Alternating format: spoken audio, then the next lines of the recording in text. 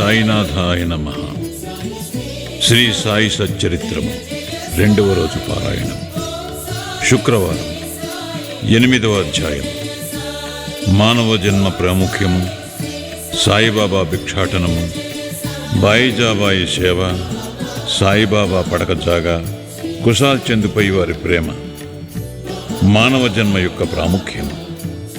ఈ అద్భుత విశ్వమందు భగవంతుడు కోటాను కోట్ల జీవులను సృష్టించి ఉన్నాడు.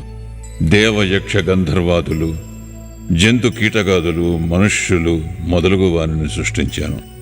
స్వర్గము, నరకము, భూమి, మహాసముద్రము, ఆకాశమునందు నివసించు జీవకోటి ఎంతయు సృష్టించాను.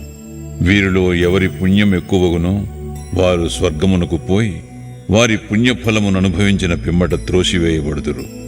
ఎవరి పాపం ఎక్కువగునో వారు నరకమునకు పోదురు. అచ్చట వారు పాపములకు తగినట్లు బాధలను పొందిదరు. పాపపుణ్యములు సమానమగునప్పుడు భూమిపై మానవులుగా జన్మించి మోక్ష సాధనమునకై అవకాశముగాంచెదరు. వారి పాపపుణ్యములు నిష్క్రమించినప్పుడు వారికి మోక్షము కలుగును. ఏల మోక్షము గాని పుట్టుక గాని వారు వారు చేసుకున్న కర్మపై ఆధారపడి ఉండును. మానవ శరీరము యొక్క ప్రత్యేక విలువ. జీవకోటి ఎంతటికి ఆహారము, నిద్ర, భయము, సంభోగము సామాన్యము. మానవునికి విగాక మరొక్క ప్రజ్ఞ గలదు, అది ఏ జ్ఞానం. దీని సహాయముననే మానవుడు భగవత్ సాక్షాత్కారమును పొందగలడు. ఇంకే జన్మ ఎందును దీనికి అవకాశము లేదు. ఈ కారణము చేతనే దేవతలు సైతము మానవ జన్మను ఈర్ష్యతో చూచెదరు. వారు కూడా భూమిపై మానవ జన్మమెత్తి మోక్షమును సాధించవలనని కోరెదరు. కొంతమంది మానవ జన్మము చాలా నీచమైనదనియు, చీము, రక్తము, మలములతో నిండియుండుననియు, తుదకు శిథిలమై రోగమునకు మరణమునకు కారణమగుననియూ నందురు. కొంతవరకు అది కూడా నిజమే. ఇన్ని లోపములున్నప్పటికీ మానవునకు జ్ఞానము సంపాదించు శక్తి కలదు. శరీరముండుట చేతనే మానవుడు తన దేహము యొక్క, జగత్తు యొక్క అనిత్యత్వమును గ్రహించి ఇంద్రియ సుఖముల పట్ల విరక్తి పొంది నిత్యానిత్య వివేకముతో కడకు భగవత్ సాక్షాత్కారమును పొందుచున్నాడు. శరీరము మలభూయిష్టమైనదని నిరాకరించినచో మోక్షమును సంపాదించే అవకాశము పోగొట్టుకునేదము. దేహమును ముద్దుగా పెంచి విషయ సుఖములకు మరిగినచో నరకమున పడదము. ఉచిత మార్గమేమన దేహమును అశ్రద్ధ చేయకూడదు. దానిని లోలత్వముతో పోషింపనూ కూడదు. తగు జాగ్రత్త మాత్రమే తీసుకునవలెను. గుర్రపురవుతూ తన గమ్యస్థానము చేరు వరకు గుర్రమును ఎంత జాగ్రత్తతో చూచుకునో అంత జాగ్రత్త మాత్రమే తీసుకునవలెను. ఈ శరీరమును మోక్ష సాధన లేక ఆత్మ సాక్షాత్కారము కొరకు వినియోగించవలెను. ఇదియే జీవుని పరమావధి అయి ఉండవలెను. భగవంతుడు అనేక జీవులను సృష్టించినప్పటికీ అతనికి సంతుష్టి కలుగలేదట. ఎందుకనగా భగవంతుని శక్తిని అవేవియూ గ్రహించలేకపోయినవి. అందుచేత భగవంతుడు ప్రత్యేకముగా మానవుని సృష్టించాను. వానికి జ్ఞానమనే ప్రత్యేక శక్తినిచ్చాను. మానవుడు భగవంతుని లీలలను, అద్భుత కార్యములను, సేమూషి విజ్ఞానములను చూచి పరవశముందినప్పుడు భగవంతుడు మిక్కిలి సంతుష్టి చెంది ఆనందించును. అందుచే మానవ జన్మ లభించుట గొప్ప అదృష్టము. బ్రాహ్మణ జన్మ పొందుట అందులోనూ శ్రేష్టము. అన్నిటికంటే గొప్పది సాయిబాబా చరణారవిందములపై సర్వస్వ శరణాగతి చేయున అవకాశము కలుగుట. మానవుని విద్యుక్త ధర్మము. మానవ జన్మ విలువైనదనియు దానికి ఎప్పటికైనను మరణము అనివార్యమనియు గ్రహించి మానవుడెల్లప్పుడూ జాగరూకుడై ఉండి జీవిత పరమావధిని సాధించుటకై యత్నించవలేను. ఏ మాత్రమును అశ్రద్ధగాని ఆలస్యమును గాని చేయరాదు. త్వరలో దానిని సంపాదించుటకు యత్నించవలను. భార్య చనిపోయిన వాడు రెండవ భార్య కొరకెంత ఆతురతపడునో, తప్పిపోయిన యువరాజుకై చక్రవర్తి ఎంతగా వెతక యత్నించునో, అటులనే విసుగు విరామము లేక రాత్రింబవళ్లు కృషి చేసి ఆత్మ సాక్షాత్కారమును సంపాదించవలను. బద్ధకమును, అలసతను, కునుకుపాట్లను దూరమునర్చి అహోరాత్రములు ఆత్మయందే ధ్యానము నిలుపవలను. ఈ మాత్రము చేయలేనిచో మనము పశుప్రాయులమగుదుము. తక్షణ కర్తవ్యము. మన ధ్యేయము సత్వరము ఫలించు మార్గమేదనా వెంటనే భగవత్ సాక్షాత్కారము పొందిన సద్గురువు వద్దకేగుట. ఆధ్యాత్మికోపన్యాసములు ఎన్ని వినినప్పటికీ పొందనట్టిదియు ఆధ్యాత్మిక గ్రంథములెన్ని చదివినను తెలియనట్టిదియునగు ఆత్మ సాక్షాత్కారము సద్గురువుల సాంగత్యముచే సులభముగా పొందవచ్చును. నక్షత్రములన్నీయూ కలిసి ఇవ్వలేని వెలుతురును సూర్యుడెట్టు ఇవ్వగలుగుచున్నాడో అట్లనే ఆధ్యాత్మికోపన్యాసములు గ్రంథములు ఇవ్వలేని జ్ఞానమును సద్గురువు విప్పి చెప్పగలడు. వారి చర్యలు సామాన్య సంభాషణలే మనకు మౌన ప్రబోధములు. శాంతి, క్షమ, వైరాగ్యము, దానము, ధర్మము, మనోదేహములను స్వాధీనమందుంచుకొనుట, అహంకారము లేకుండుట మొదలగు శుభలక్షణములను వారి ఆచరణలో చూచి భక్తులు నేర్చుకొందురు.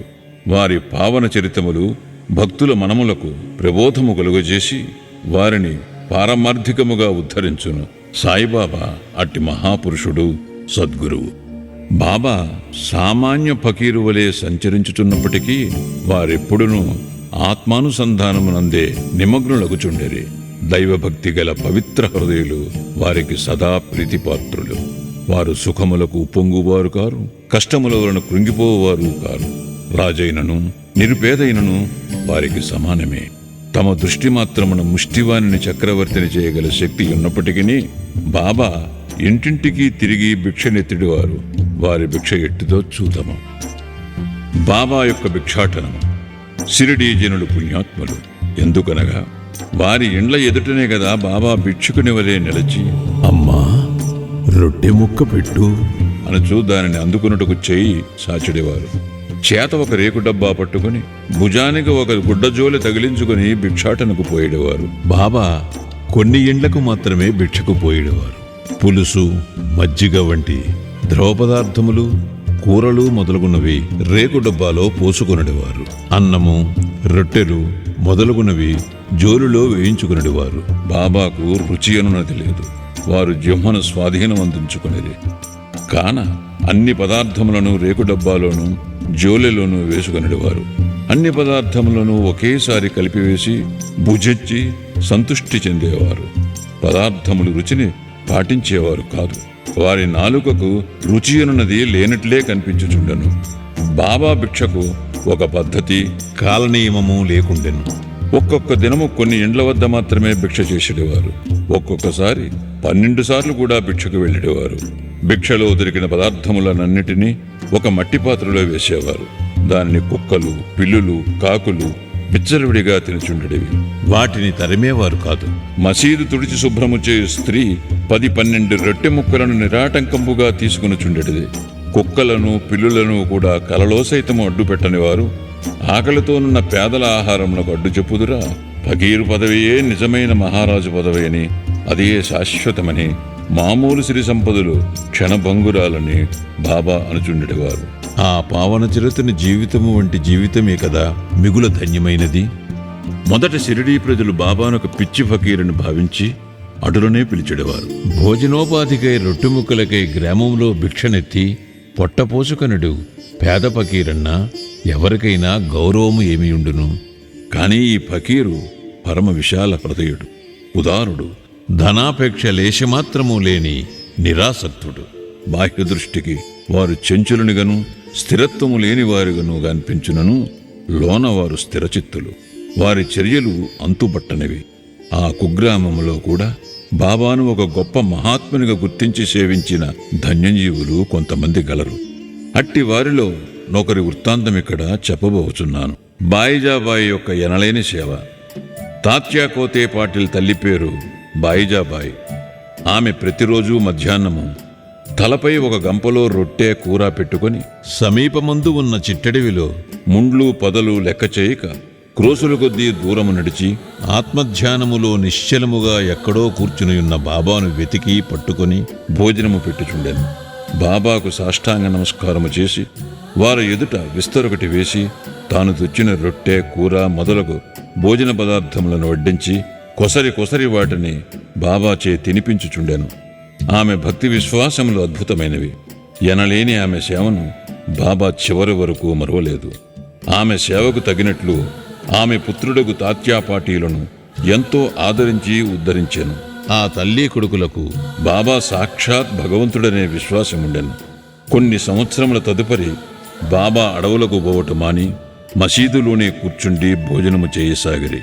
అప్పటి నుంచి పొలములు తిరిగి బాబాను వెతికి పట్టుకుని శ్రమ బాయిజాబాయికి తప్పినది. 3 పడక స్థలములు. ఎవరి హృదయమందు సదా వాసుదేవుడు నివసించుచుండునో అట్టి మహాత్ములు ధన్యులు. అట్టి మహాత్ముల సాంగత్యము లభించిన భక్తులు గొప్ప అదృష్టవంతులు. తాత్యాకోతే పాటిల్, మహల్సాపతి ఇద్దరూ అట్టి అదృష్టశాలురు. బాబా వారిరువురిని సమానముగా ప్రేమించడివారు. బాబా వీరిరువురితో కలిసి మసీదులో తమ తలలను తూర్పు, పడమర, ఉత్తరముల వైపు చేసి మధ్యలో ఒకరి కాళ్ళు ఒకరికి తగులునట్లు పండుకునడివారు. పక్కలు పరుచుకుని వానిపై చతికిలపడి సగము రేయి వరకు ఏవేవో సంగతులు ముచ్చటించుకునేవారు. అందులోనెవరికైనా నిద్ర వచ్చుచున్నట్లు కనిపించినా తక్కిన వారు వారిని మేల్కొల్పుచుండిరి. తాత్యా పడుకుని గుర్రు పెట్టినచో బాబా వానిని ఇటునటు ఊపి వాని శిరస్సును గట్టిగా నొక్కుచుండెను. బాబా ఒక్కొక్కసారి మహల్సాపతిని అక్కున చేర్చుకుని అతని కాళ్ళు నొక్కి వీపు తోమిడేవారు. ఈ విధముగా 14 సంవత్సరములు తాత్యా తన తల్లిదండ్రులను విడిచి బాబాపై ప్రేమచే మసీదులోనే పండుకొనెను. అవి మరుపురాని మధుర దినములు. బాబా ప్రేమానురాగములు కొలువరానివి. వారి అనుగ్రహము ఇంతయని చెప్పుటకు అలవి కానిది. తండ్రి మరణించిన పిమ్మట తాత్యా గృహబాధ్యతను స్వీకరించి ఇంటిలోనే నిద్రించుటకు ప్రారంభించెను. రహతా నివాసి కుశాల్ చంద్. షిరిడీలో తాత్యా తండ్రిగారైన గణపతిరావు కోతే పాటీలను బాబా ఎంత ప్రేమాభిమానాలతో చూచెడివారో అంతటి ప్రేమాదరణలతో రహతా నివాసియగు చంద్రభాన్ సేట్ మార్వాడిని చూచుచుండెరి. ఆ సేట్ మరణించిన పిమ్మట అతని అన్న కొడుకు యగు కుశాల్ చంద్ను కూడా మిక్కిలి ప్రేమతో చూచుచూ అహర్నిశలు వారి యోగక్షేమం మరయుచుండెరి. ఒక్కొక్కప్పుడు టాంగాలోను, మరొకప్పుడు ఎద్దురుబండి మీదను బాబా తన సన్నిహిత భక్తులతో కలిసి రహతా పోవువారు. రహతా ప్రజలు భాజా భజంత్రీలతో ఎదురేగి బాబాను గ్రామ సరిహద్దు ద్వారము వద్ద దర్శించి సాష్టాంగ నమస్కారములు చేసేవారు. తర్వాత మహావైభవముగా బాబాను గ్రామములోనికి సాదరముగా తీసుకుని వెళ్ళేవారు. కుశాల్ చంద్ బాబాను తన ఇంటికి తీసుకుని పోయి తగిన ఆసనమందు కూర్చుండజేసి భోజనము పెట్టేవారు. ఇరువురును కొంతసేపు ప్రేమోల్లాసములతో ముచ్చటించుకునేవారు. తదుపరి బాబా వారిని ఆశీర్వదించి షిరిడీ చేరుచుండెడివారు. షిరిడీ గ్రామమునకు సమాన దూరములో ఒకవైపు దక్షిణమున రహత, మరోవైపు ఉత్తర దిశయందు నీమ్గాం ఉన్నవి. ఈ 2 గ్రామములు దాటి బాబా ఎన్నడూ ఎచ్చటికీ పోయి ఉండలేదు. వారెన్నడూ రైలు బండిలో ప్రయాణము చేసి ఎరుగరు. రైలు బండిని కనీసము చూచి కూడా ఉండలేదు. కాని సర్వజ్ఞుడైన బాబాకు బండ్ల రాకపోకలు ఖచ్చితముగా తెలియచుండెడివి. బాబా వద్ద సెలవు పుచ్చుకొని వారి ఆజ్ఞానుసారము ప్రయాణము చేయువారులకు ఏ కష్టములు ఉండేటివి కావు. బాబా ఆదేశములకు వ్యతిరేకముగా పోవారు అనేక కష్టములు పాల్గొచుండెరి. అటువంటి కొన్ని సంఘటనలను మరికొన్ని ఇతర విషయములను రాబో అధ్యాయములో చెప్పెదను. 8వ అధ్యాయం సంపూర్ణం. సద్గురు శ్రీ సాయినాథార్పణమస్తు. శుభం భవతు.